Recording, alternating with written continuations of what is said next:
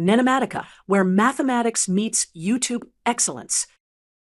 In this example, we will solve a system of two linear equations using the graphical method. First, here is our example. We will solve the system x minus y equals 1 and x plus y equals 3. The solution is the intersection point of the two lines. Step 1. Isolate y in each equation to make graphing easy. From x minus y equals 1, we get y equals x minus 1. From x plus y equals 3, we get y equals 3 minus x. Step 2. Let's draw coordinate axes and graph both lines. We plot y equals x minus 1 in red and y equals 3 minus x in blue. The intersection of these two lines will be the solution. Step 3. We will find two easy points on each line and plot them. For y equals x minus 1, choose x equals 0 and x equals 1 to get points A and B. For y equals 3 minus x, choose x equals 0 and x equals 1 to get points C and D. Now, we place these 4 points on the graph. Step 4. The lines cross at a single point. This intersection solves both equations at once. We can estimate from the graph that x equals 2 and y equals 1. Finally, let's verify algebraically. Stack the equations and add them. The y terms cancel, giving 2x equals 4, so x equals 2. Substitute back to get y equals 1. So the solution is the ordered pair 2, 1. Substitute back to get y equals 1. So the solution is the ordered pair 2, 1. Example. We will solve the system by graphing using intercepts, exactly in the order shown here. First, write the system. d1x minus y equals 1. d2, 2x plus 3, y equals 2. Step 1. Work on line d, 1x minus y equals 1. We compute its intercepts using the cover-up idea. If x equals 0, then y equals negative 1, giving point A with coordinates 0, negative 1. If y equals 0, then x equals 1, giving point B with coordinates 1, 0. Step 2. Now line D2, 2x plus 3y equals 2. Find its intercepts as well. If x equals 0, 3y equals 2, so y equals 2/3. That is point A prime at 0, 2/3. If y equals 0, 2x equals 2, so x equals 1. That is point B prime at 1, 0. Step 3. Draw the coordinate axes and plot all 4 intercept points. Then draw line D1 through A and B, and draw line D2 through A prime and B prime. Observe that both lines meet at the same visible point on the x-axis. Step 4. Confirm algebraically that the intersection is at x equals 1 and y equals 0. From x minus y equals 1, we have x equals y plus 1. Substitute into the second equation. 2 times y plus 1 plus 3, y equals 2. This simplifies to 5y equals 0, so y equals 0. Then x equals 1.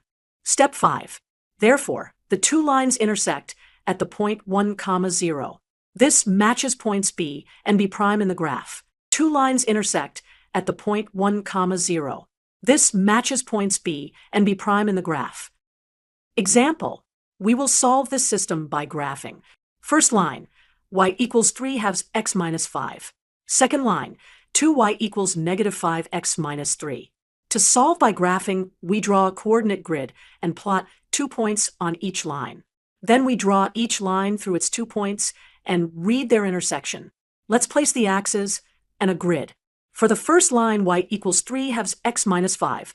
Choose easy x values. If x equals 0, y equals negative 5. Call that point A. If x equals 2, y equals 3 minus 5, which is negative 2. Call that point B. Draw the red line through A and B. Now, the second line. First isolate y. 2y equals negative 5x minus 3 means y equals negative 5 halves x minus 3 halves. If x equals 0, y equals negative 3 halves. Call that point C. If x equals 1, y equals negative 4. Call that point D. Draw the cyan line through C and D. The two lines meet in the fourth quadrant. Mark the exact intersection by solving the two equations together. Set 3 halves x minus 5 equal to negative 5, halves x minus 3 halves. This gives 4x equals 7 halves, so x equals 7/8 or 0.875. Substitute to get y equals negative 59 over 16, about negative 3.688. So the solution to the system is x equals 7/8 and y equals negative 59 over 16. This ordered pair is where the two lines intersect. Example: we will solve this system by graphing. The system is 2x minus y equals 3 and x plus 2y equals 4. We will follow the exact graphing algorithm. Isolate y for each line, pick 2 points, draw both lines, and read the intersection. Step 1. From the first equation, 2x minus y equals 3, solve for y. Move terms so we get y equals 2x minus 3. Now we will generate two easy points on this line. When x equals 0, y equals negative 3. When x equals 1, y equals negative 1. We'll mark those as point A and point B. Then plot them on a coordinate plane and draw the line.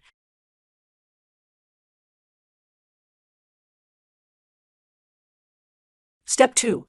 From the second equation, x plus 2y equals 4, solve for y. That gives y equals 1/2 times quantity 4 minus x. Choose two easy points. When x equals 0, y equals 2, and when x equals negative 2, y equals 3. We'll call them point C and point D. Now plot those points on the same axis and draw the second line. Step 3. The solution of the system is the point where the two lines intersect.